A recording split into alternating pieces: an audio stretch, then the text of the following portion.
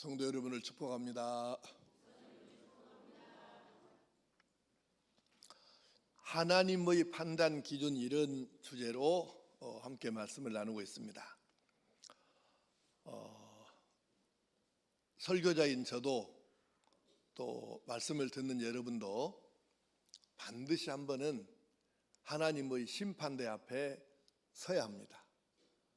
그때 하나님께서 무슨 기준으로 우리를 판단하시고 심판하실까, 그 기준이 있지 않겠습니까? 그런데 세상 사람들이 보는 기준과 하나님께서 보시는 기준이 너무 많이 달라요. 그래서 우리가 사람들의 기준이 아니고 어차피 하나님 기준대로 심판을 받을 것이니까 이 세상에 사는 동안에 하나님의 기준을 적용해가지고 살아야 그때 우리가 합격 판정받고 상급 판정을 받을 거 아니에요. 그래서 여러분이 그렇게 결단을 하는 데에 도움을 드리고자 해서 이 말씀을 함께 나누는 것입니다. 자, 지난주일에 두 가지 말씀드렸고 오늘 또 두 가지를 말씀을 나누겠는데, 자, 오늘 세 번째 기준입니다. 하나님께서는 그날 가진 것보다는 어디에 사용했느냐를 살펴보십니다. 심판대 앞에서, 마지막 날 하나님 심판대 앞에 섰을 때에 사람들이 가장 많이 걸려 넘어지는 문제가 바로 이 문제일 거예요. 세상은 한 사람을 말할 때 그 사람이 얼마나 벌었느냐, 얼마나 부자냐, 얼마나 지금 많이 가지고 있냐, 이것을 기준으로 삼아요. 가령 재벌을 우리가 순위를 매기는데, 우리나라 예전에는 삼성과 현대가 서로 막 1, 2등을 다퉜죠. 근데 이제 현대는 정주영 회장이 죽은 다음에 자식들에게 그룹을 나눠 가지고 이제 찢었기 때문에 지금 부동의 1위가 지금 삼성그룹이에요. 근데 무엇이 삼성그룹을 무슨 기준으로 1등 1번 그룹이 되겠느냐? 1년의 연 매출이 얼마인가? 1년 순이익이 얼마인가? 이것을 갖고 얘기해요. 얼마나 많이 벌었느냐, 얼마나 많이 지금 갖고 있느냐, 이걸 얘기하는 거죠. 그런데 하나님은 다르셔요. 하나님께서는 우리가 얼마나 많이 벌었느냐, 얼마나 많이 모았느냐, 얼마나 많이 쌓아놓느냐, 쟁여놨느냐, 이걸 보시는 게 아니고 그가 평생 번 돈 중에 몇 퍼센트를 하나님이 원하시는 데에다가, 하나님이 기뻐하실 일하는 데에다가 사용했느냐, 이것을 보신다 그 말이에요. 너 평생에 얼마나 많이 모았냐, 이건 기준이 아니에요. 네가 모았던 것 중에 몇 퍼센트를 내가 원하는 데다 사용했느냐, 이것이 기준이 된다 그 말씀이죠. 자, 그래서 성경으로 한번 들어가 봅시다. 마태복음 19장 24절 말씀 자막을 보시고 시작. 다시 너희에게 말하노니 낙타가 바늘귀로 들어가는 것이 부자가 하나님의 나라에 들어가는 것보다 쉬우니라. 아멘. 이 말씀을 하시니까 제자들이 헷갈린 거예요.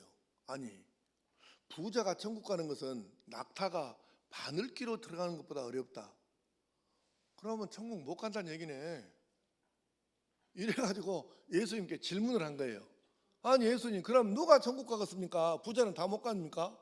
그러니까 예수님께서 말씀하시기를, 잘 기억하셔야 돼요.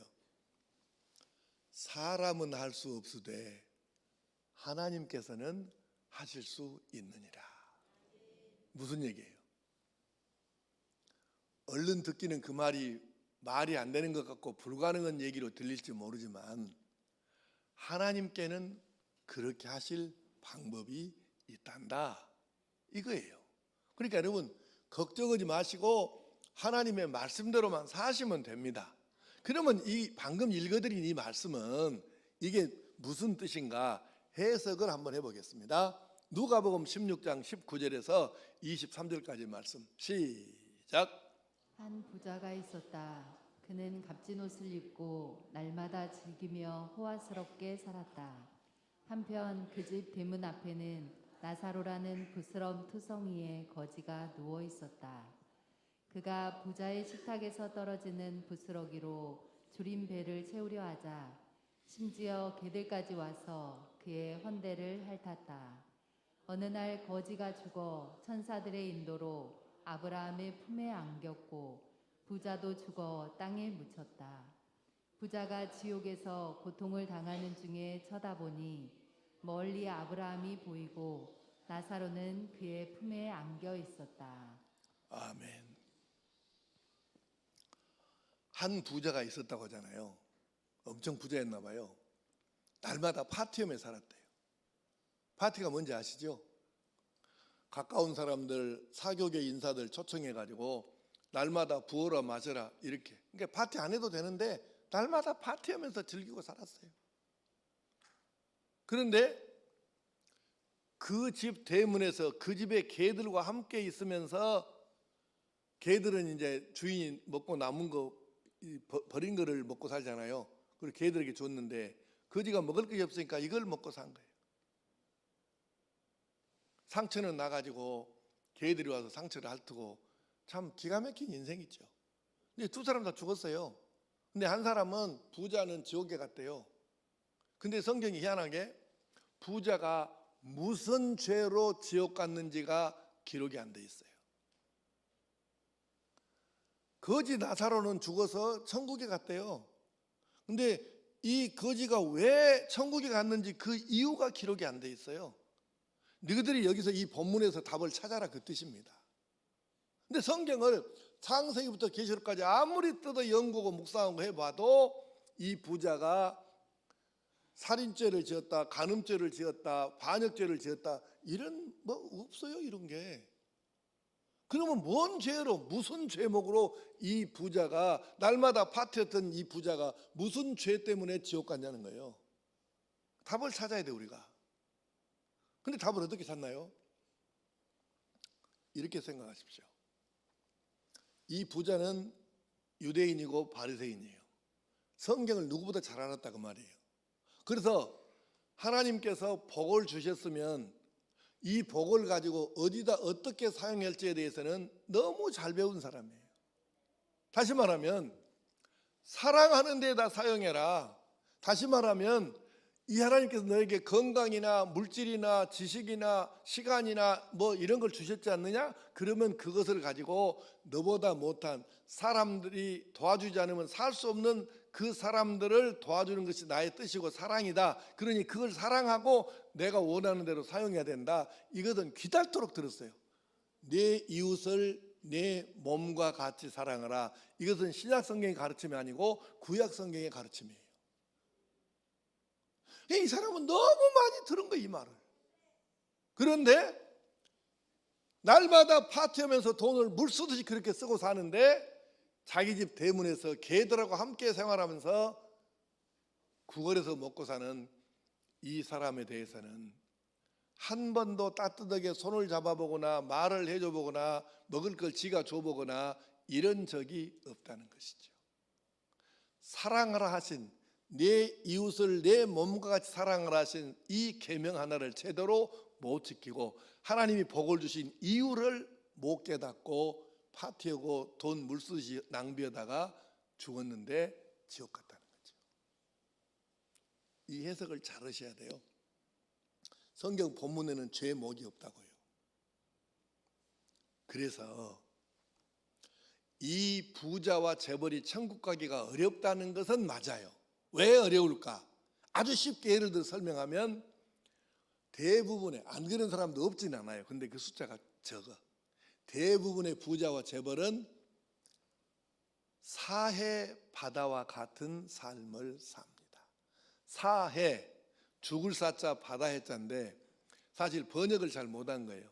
사해가 아니고 사호 또는 염호 이렇게 이름을 지어 불러야 해요. 무슨 얘기냐면 이스라엘 지도를 보시면 위에가 갈릴리 호수가 있어요. 갈릴리 호수가 있고 그 호수가 넘쳐서 물이 흐르는데 이 물이 넘쳐 흘러서 된 그것을 요단강이라고 불러요. 요단강 맨 끝머리 끝자락에가 뭐가 있냐면 염해, 죽음의 바다라고는 염호가 있는 거예요. 그럼 왜 이거는 죽음의 바다가 됐느냐?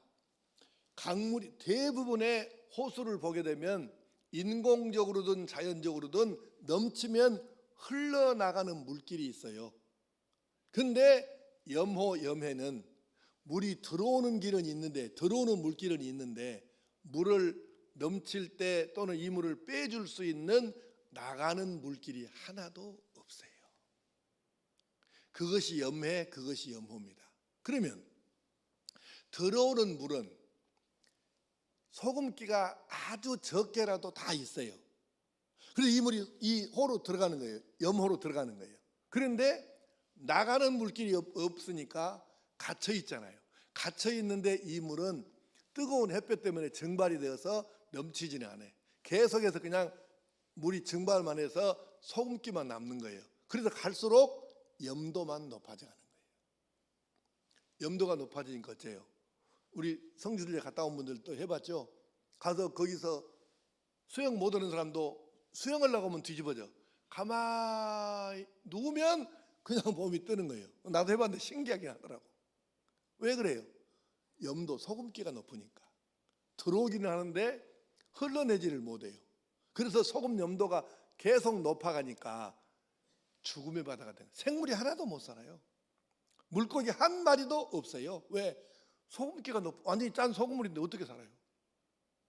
그래서 부자들의 삶이 죽음의 바다와 같은 삶을 대부분이 산다는 거예요. 돈을 벌기는 벌어, 억수로 많이 벌어, 다른 사람을 희생시켜 가면서까지 담을 밟고서라도 내가 수입을 많이 올려요. 문제는 이것을 갖다가 하나님이 주신 목적을 따라서 하나님이 원하시는 데다가 이걸 많이 사용을 해야 되는데 들어오는 데만 했지 나가는 길이 없어요. 부자와 재벌의 삶이 대부분이 이렇게 삽니다. 다 그런 건 아니에요. 대부분이 그래요. 염호, 염해, 죽음의 바다와 같은 삶을 사는 거예요. 이것이 문제가 되는 것입니다. 자, 여러분, 우리가 기억을 해야 됩니다. 사해 죽음의 바다와 같은 삶, 들어오는 오는데 나가는 길은 없다. 우리가 수입은 있는데 지출하는 항목을 하나님이 원하시는 데 사용하는 게 이게 없다. 그러면 죽음의 바다 사해하고 똑같은 거잖아요. 이것이 바로 그래서 천국 가기가 어렵다. 낙타가 바늘귀로 들어가는 것보다 어렵다. 그래서 나온 말이에요. 자, 그 다음으로 마태복음 10장 42절 말씀 시작. 또 누구든지 제자의 이름으로 이 작은 자 중 하나에게 냉수 한 그릇이라도 주는 자는 내가 진실로 너희에게 이르노니 그 사람이 결단코 상을 잃지 아니하리라. 아멘. 성경 단어 중에 작은 자 또는 지극히 작은 자 이런 단어가 가끔 나와요. 그럼 이게 무슨 뜻이냐면은 키가 작은 사람 이런 뜻이 아니에요. 작은 자라는 것은 세상에서 천대받고 소외당하고 버림받고 그래서 사람 대접을 제대로 받지 못하고 사는 사람들을 얘기하는 거예요. 지극히 가난하거나 사람들이 그냥 무시하고 넘어가도 아무 상관이 없어. 이렇게 사는 사람을 작은 자 또는 지극히 작은 자라고 하는 거예요. 근데 방금 읽은 말씀 뭐라고 그러셨어요? 예수님께서 하신 말씀인데 그 지극히 작은 사람에게 냉수 한 그릇, 지금 수돗물이 아니에요. 그때 수돗물이 어디에 있었겠어요? 냉수니까 그냥 밥그릇으로든 뭐 바가지로든 떠다가 그냥 떠서 주면 되니까 이거는 뭐 돈 들어가는 것도 아니고 마음만 있으면 그냥 하는 거잖아요. 근데 그 지극히 작은 사람에게 그 냉수 한 그릇 준 것은 별것 아닌데 그것 하나까지도 주는 것에 대해서는, 주는 삶에 대해서는 하나님께서 기억하시고 하늘나라 상급으로 차곡차곡 그것까지도 상 받는 제목으로 쌓아 놓으시겠다는 거예요. 무슨 뜻이에요? 냉수 한 그릇 별것 아닌 그것까지도 남에게 주고 베풀고 산 항목에 대해서는 하나님께서 그것을 다 하나도 빼지 않고 그 작은 것까지도 상급으로 하늘나라에다가 쌓아 놓으신다는 거예요. 무슨 뜻인지 이해되세요? 받는 게 아니고 네가 얼마나 벌었느냐 수입을 말하는 게 아니고 얼마나 하나님이 원하시는데 이거를 지출을 했느냐 그 퍼센티지를 보시겠다는 것이에요. 이것을 우리가 놓치면 안 되는 거죠. 시편 37편 25절 26절 시작. 내가 어려서부터 늙기까지 의인이 버림을 당하거나 그의 자손이 걸식함을 보지 못하였도다. 그는 종일토록 은혜를 베풀고 꾸어주니 그의 자손이 복을 받는도다. 아멘. 이게 진짜 귀한 말씀인데요. 우리가 우리 아이들에게 무엇을 물려줄까? 인생의 하수들은 재산을 물려주려고 그래. 그건 하수입니다, 하수. 그러면 고수는 무엇을 물려주느냐? 이 말씀을 내가 이렇게 잘 다시 들어보세요. 내가 어려서부터 늙기까지 의인이 버림을 당하거나 그의 자손이 걸시감을 보지 못하였도다. 그는 그 의인은 종일토록 다른 사람에게 은혜를 베풀고 다른 사람에게 꾸어주니 나누어 주니 그의 자손이 복을 받는도다. 재산을 물려주는 것은 하수 중에 하수예요. 자기가 하나님 보시기에 예쁜 짓 나누어주고 베풀어주고 꾸어주고 이 삶을 사는 사람이 그 자손을 하나님께서 복을 주시겠다는 거 아닌가요? 이 말씀의 뜻을 잘 기억을 하십시오. 그는 종일토록 은혜를 베풀고 꾸어주니 그의 자손이 복을 받는도다. 다른 사람에게 아무리 수입을 많아서 물질을 많이 물려줘도 이 하나님 보시기에 예쁜 짓을 못하고 재산만 물려주면 그 재산 날아가는 것은 모아서 쌓는 것은 오래 걸리는데 허물어서 없애는 것은 와 진짜 그건 잠깐이더만. 나 많이 봤어요 그거. 잠깐이더라고. 그러니 우리가 무엇을 우리 아이들에게 물려줘야 할까를 잘 생각해야 하는 거지. 하나님께서는 우리가 다른 사람에게 사람 취급 못 받는 사람들에게 어려운 사람들에게 주님의 이름으로 주님의 사랑으로 몇 퍼센트나 베풀고 사는가 이것을 흘려보내는 것을 계산하시는 분이세요. 그래서 우리가 기억해야 합니다. 하나님께서는 우리가 번 돈을 계산하시기보다 선한 사업에 사용한 돈을 계산하시고 우리가 마지막에 심판대 앞에 설 때에 나와 여러분이 이 부분에서 이 항목에서 어떤 판단을 받을 수 있을까를 생각하셔야 된다고요. 지금까지는 어떻게 살았던지 모르겠는데 앞으로 사는 것은 이 항목에서 합격 판정을 받을 수 있도록 살아야 하지 않겠습니까? 그것을 기억하셔야 돼요. 자, 네 번째. 자, 그날 하나님께서는 우리에게 받은 것보다는 얼마나 주는 삶을 살았느냐를 보셔요. 그게 기준이에요. 마가복음 10장 45절 시작. 인자가 온 것은 섬김을 받으려 함이 아니라 도리어 섬기려 하고 자기 목숨을 많은 사람의 대속물로 주려 함이니라. 아멘. 우리의 구주 되시는 주인 되시는 예수님께서는 심지어는 당신의 생명까지 우리를 위해 주시려고 이 세상에 오셨다는 거예요. 주시는 삶, 이게 이 세상에 오신 예수님의 삶의 내용입니다. 그 예수님께서 이렇게 말씀하셨어요. 사도행전 20장 35절 시작. 또 주 예수께서 친히 말씀하신 바 주는 것이 받는 것보다 복이 있다 하심을 기억하여야 할지니. 아멘. 주는 것이 받는 것보다 복이 있다.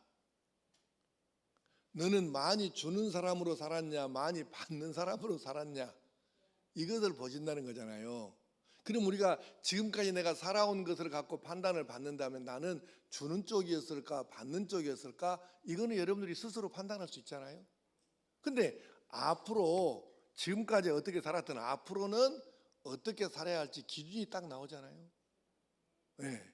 근데 이제 이 지금 말씀한 곳을 읽으려고 하는데, 성경을 꽤 읽었다는 사람들도 이 말씀이 성경에 있었다는 것 자체도 모르고 사는 사람이 너무 많아.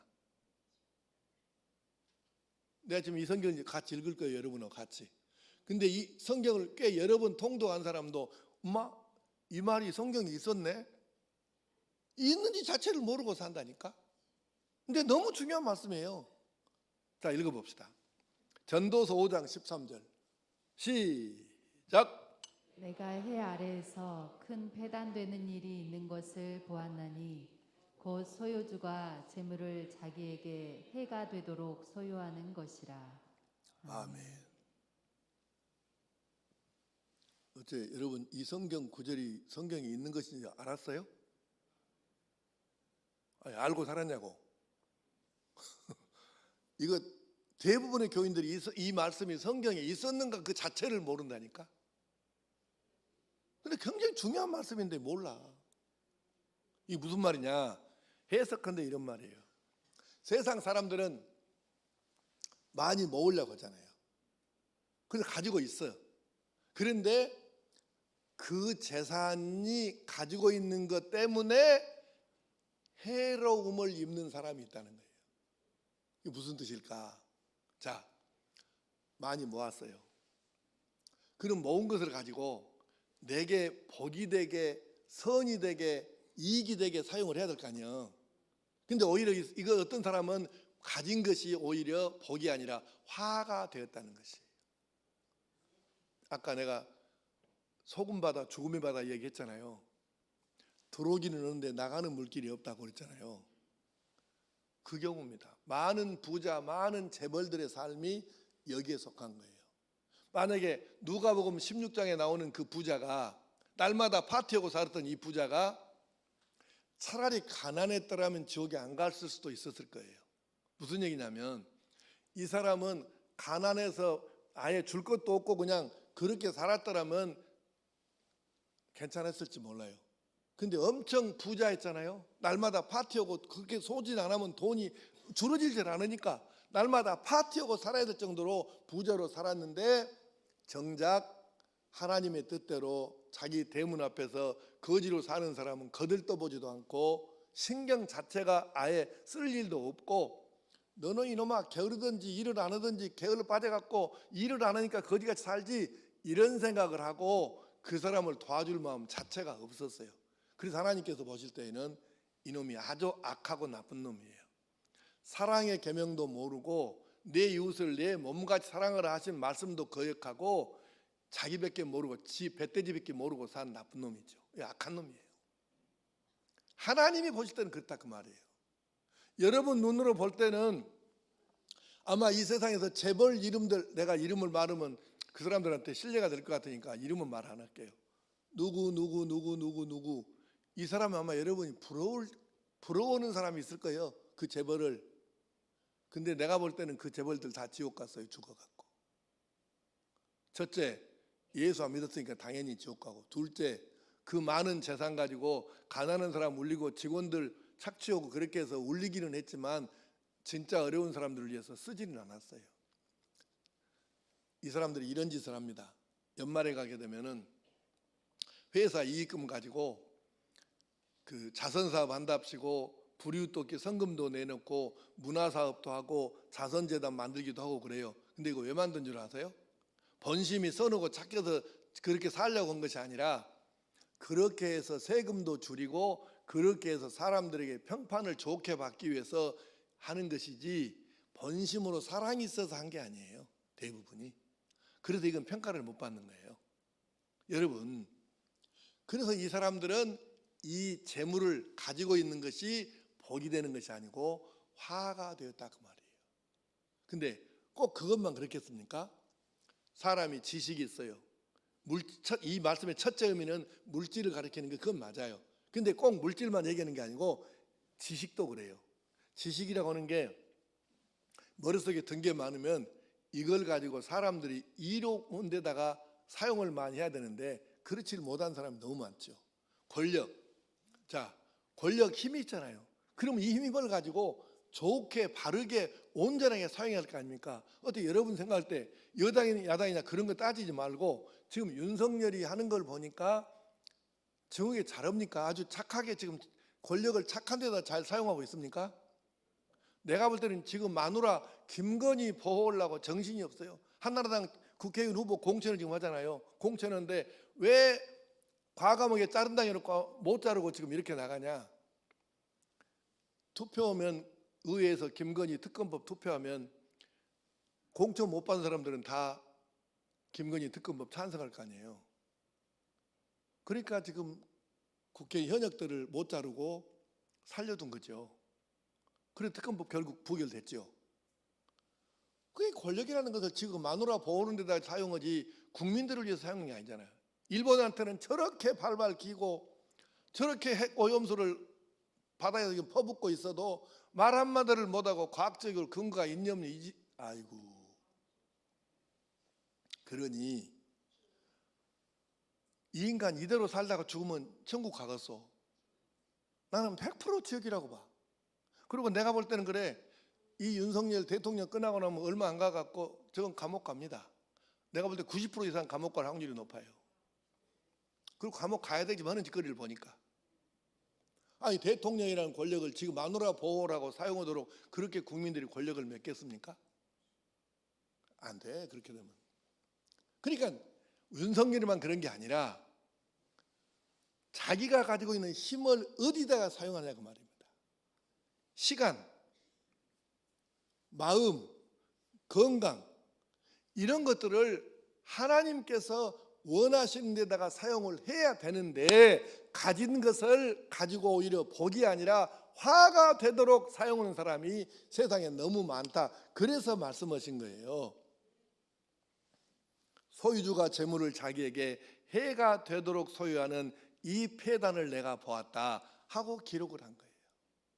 그러므로 세상과 같이 교회도 그래요.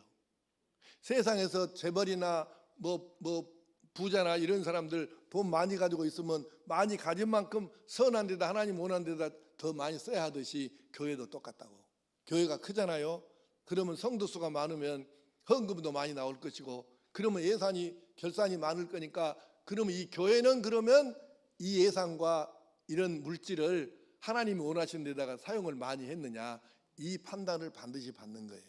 그래서 우리가 교회가 예산을 하나님 원하신 쪽에다가 많이 사용을 못했으면 제1번 책임자인 목사가 제일 큰 심판을 받을 것이고 그 다음으로는 교회에서 실권을 갖고 있는 사람들이 심판을 받겠죠. 그래서 우리가 기억해야 됩니다. 큰 교회는 큰 교회로서의 사명과 책임이 있는 것이고 그것을 감당을 못하면 목사와 교회도 심판과 책임을 지는 거예요. 누구한테? 하나님께. 그래서 내가 우리 교회에서 이 교회 창립한 후로 창립 때부터 계속 내가 한 말이 우리 교회는 앞으로 선교비를 교회 예산에 30%는 써야 된다. 내가 그걸 한번 해보겠다. 근데 내가 지금 매우 유감스럽게도 우리 이 건축비 때문에 30% 약속을 못 지키고 내가 은퇴를 하는 거예요. 네. 내가 은퇴하고 5개월 뒤부터는 우리가 빚이 없어져요. 그러면 내 후임은 의지만 있으면 교회 예산 30% 이상을 선교비에 사용할 수 있어요. 누가 올지 나도 모르겠고 새로운 목사님이 그 의지를 갖고 있는가 없는가 지금 내가 어떻게 알겠습니까? 모르지. 근데 나 때에는 30%는 못하고 끝나게 됐어 시방.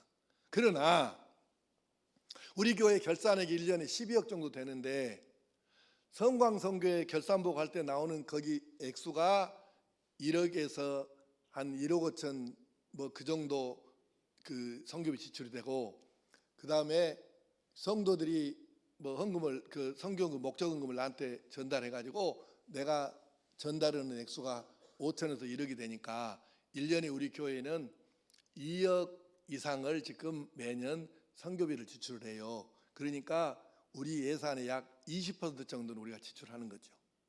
30%는 안 돼. 그래서 좀 아쉽기는 하지만, 그래서 내가 물러나더라도 우리 당회원들과 성도들이 기억하셔야 돼요.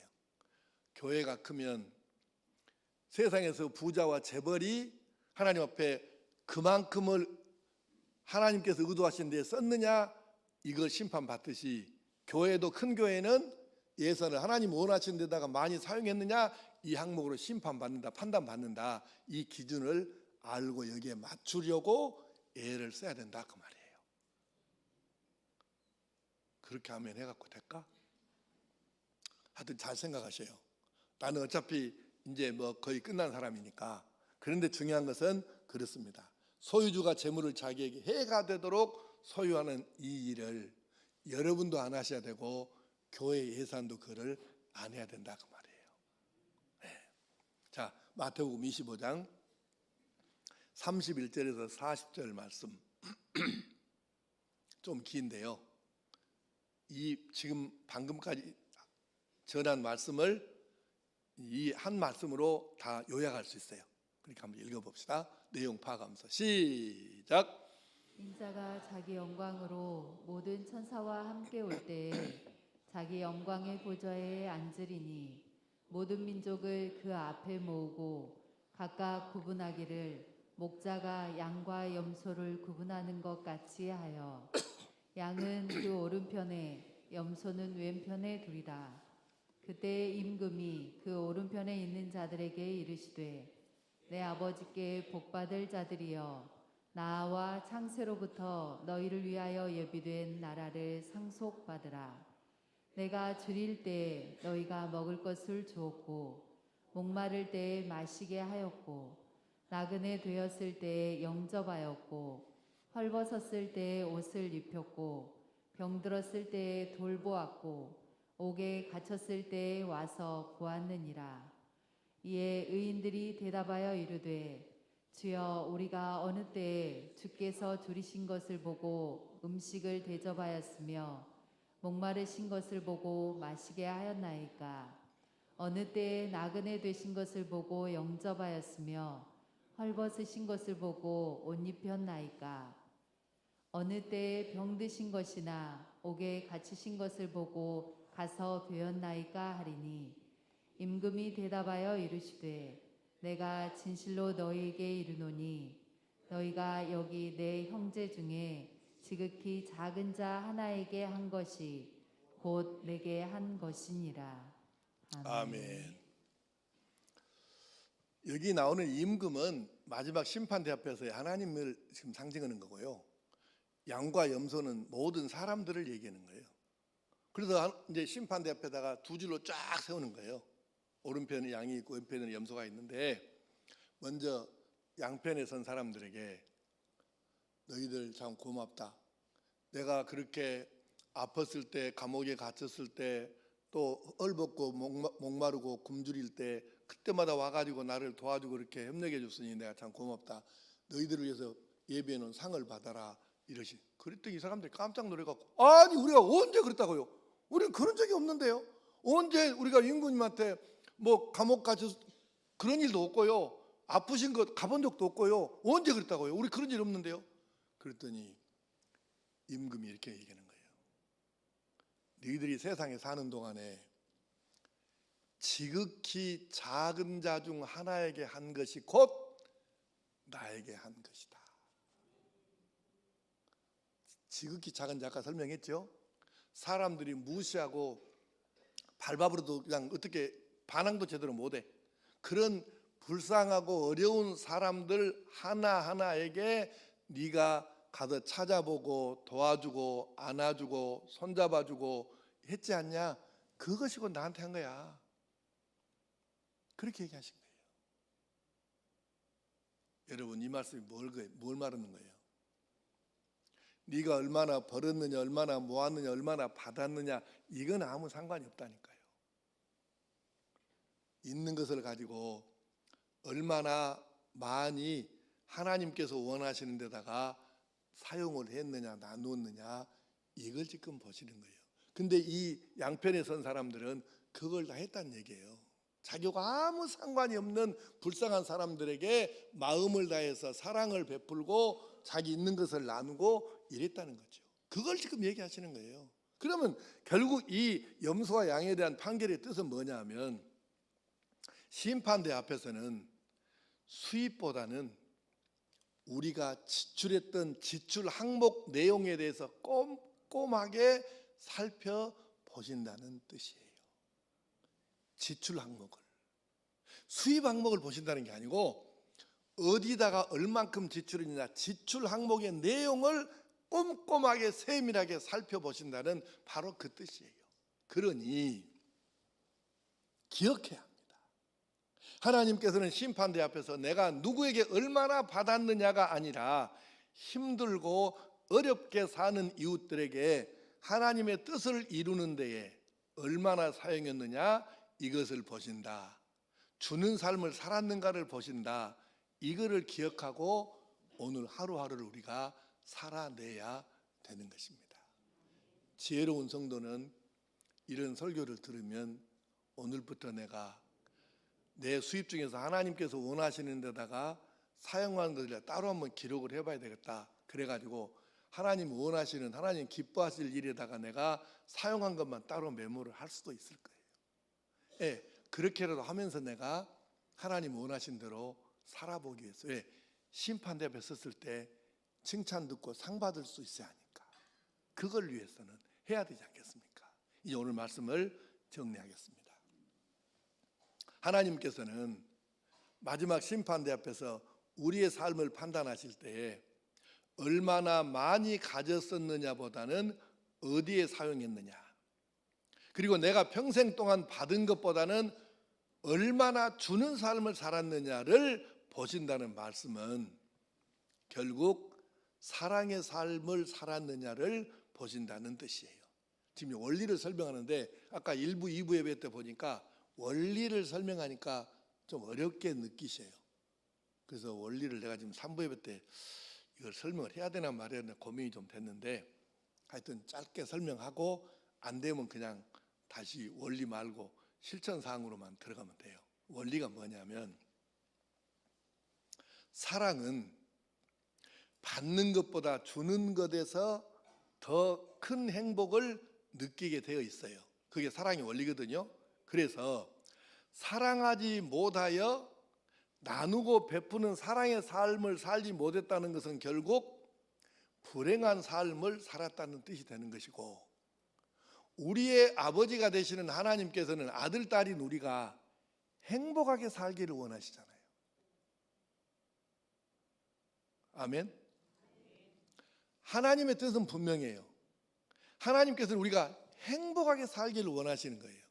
그런데 우리가 이 하나님의 뜻을 어기고 사랑하지 못해가지고 하나님 뜻과 반대되게 살았으니까, 불행하게 살았으니까 이것이 바로 심판받아야 할 이유가 되는 거예요. 사랑의 삶을 사는 것이 하나님께서 말씀하시는 최고의 삶의 가치예요.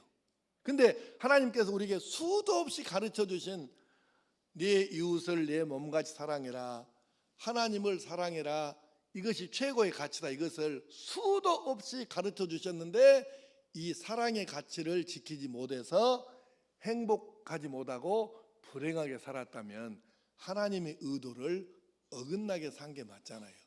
그래서 심판받는 이유가 되는 거예요. 근데 이것이 원리인데 이 원리를 말하니까 여러분들이 이해를 못한 분이 많아서 이 원리가 이해가 됐으면 다행이고 안 됐으면 다시 원리에 의한 실천사항만 기억하셔도 돼요. 실천사항 4가지가 뭡니까? 자, 지난 주일에는 선행보다 믿음이다. 선행을 얼마나 했느냐 이게 아니고요, 나를 믿기 때문에, 나를 신뢰하기 때문에 내가 보낸 예수를 네가 믿었느냐 안 믿었느냐, 믿음을 보시는 거예요. 두 번째는 네가 얼마나 높은 자리에 올라갔느냐. 세상에서 뭔 벼슬을 했느냐, 교회에서 목사, 장로, 권사를 했느냐 안 했느냐, 이게 아니고 네가 얼마나 내가 원하는 일을 많이 했느냐, 일을 보시는 거예요. 그리고 오늘 말씀 세 번째는 내가 가진 것이 얼마였느냐가 아니고 어디에다가 얼마나 썼느냐, 하나님이 원하신 데에 썼느냐. 그리고 네 번째는 네가 받은 것보다 나누고 베푼 것이 얼마냐, 이거를 보시는 거예요. 이것이 마지막 심판대 앞에 여러분과 내가 섰을 때에 판단받는 기준이 되는 거예요. 그러니까 설교하고 있는 목사도 이 심판대 앞에는 서야 하고, 설교를 듣고 계시는 여러분도 이 심판대 앞에 서야 되는데, 기준은 네 가지. 이거를 기억하셔야 돼요. 그래서 사랑하는 성도 여러분, 우리는 내일을 사는 게 아니고 오늘을 살고 있는 게 맞아요. 그런데 오늘을 살고 있지만 하나님의 심판대 앞에 설 내일을 바라보면서 오늘을 살아야 하는 거예요. 그래서 세상이 말하는 기준이 아니라 하나님의 기준으로 오늘 하루하루를 사는 지혜롭고 복된 성도들이 될 수 있기를 축복합니다. 기도하십시다. 아버지 하나님, 우리가 다 한번 하나님 앞에 서야 되는데, 그 심판대 앞에 섰을 때 너는 예수 믿었기 때문에 합격해서 천국도 가야 하고, 너는 이렇게 내가 원하는 대로 살았으니까 합격해서 칭찬 듣고 상급을 받아야 하겠습니다. 그것을 위해서 오늘 이 땅에 사는 동안에 하루하루를 어떻게 살아야 할까, 네 가지 기준을 마음에 새겨서 이 기준을 충분히 이루고 살게 하심으로 심판대 앞에 섰을 때에 우리 한 사람도 빠짐없이 모두가 합격 판정을 받고 천국에 들어가고 상급을 받을 수 있는 그런 믿음의 사람들 되게 하여 주시옵소서. 주 예수님의 이름으로 기도하옵나이다. 아멘.